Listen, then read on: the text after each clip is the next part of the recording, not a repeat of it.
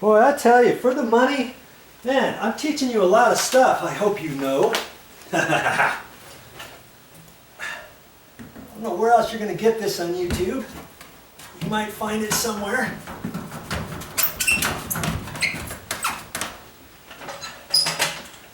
See on the top, it looks like you might have to raise that up just a hair.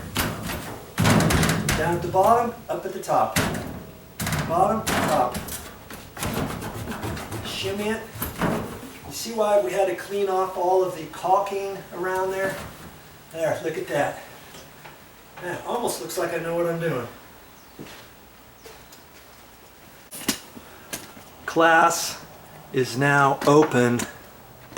Okay, before I screw it in, I just want to show you a few things. The last thing you want to do is install this level and flat. If you do that, you could have some of your water building up in the bottom of your insert and dripping back on the inside. You don't want to do that. So see, you don't want to make it straight. You want the top closer than the bottom. You always want the bottom more. And what I like to do is I also like to get this shipping screw in there, so I don't want to push it in too far. Some people push this almost flush. About cracks me up because it's hard to put the trim on.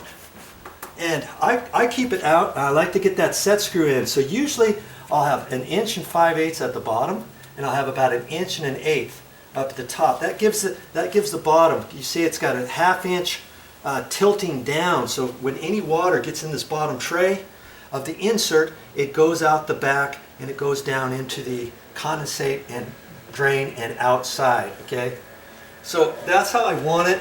And so my next step is I've got to line this up. I want 1 5/8", 1 1/8", 1 1/8" over here, 1 5/8" down at the bottom over here, and that's where I'm going to set it. So I may have to kind of look at this and check it a little bit, see what I have to do, and that's my next step.